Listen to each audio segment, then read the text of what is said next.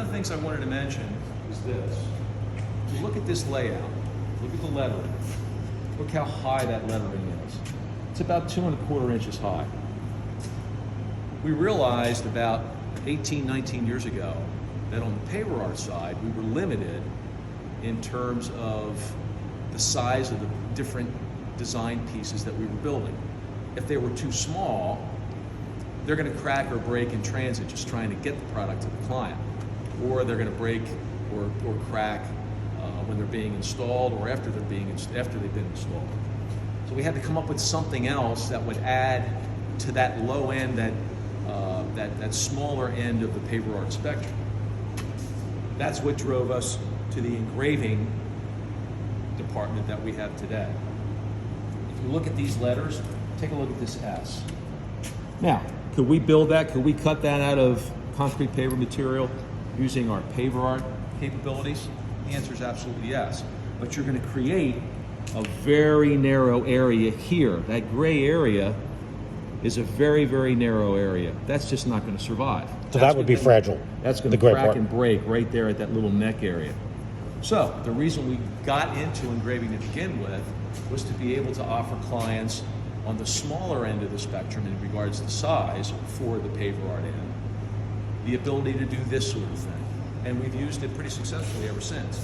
And it's morphed into a much, much bigger demand across the board for engraving pavers.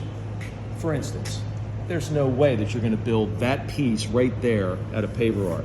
You're less than 1/4 inch. I'm not even sure it's going to come off the cutting deck right, without it cracking or breaking. And this entire design, this entire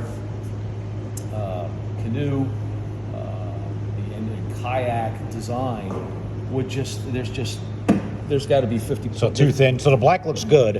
And there's got to be 50 parts in here that could potentially break. Yeah, right here, right here, right here, right here. The inside of the E. Exactly. Now that's going to be a floater because that's enclosed.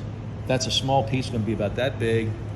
If it were Paverart, it would be about that thick and about that wide. So if we were to build this logo, this is what, 2x3, correct? Yes, sir. If we were to try to put this into Paverart cut concrete letters, how big would this be, you think? In concrete letters, my guess is you'd probably have to triple the size of this.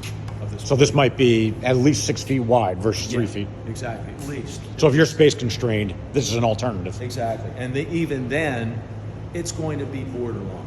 Okay, that's going to be the lowest acceptable end if you were to build this 3 feet bigger than or 3 times bigger than it already is. So good alternative if you're space constrained and you don't have the space for a Paverart design, which might be bigger than this.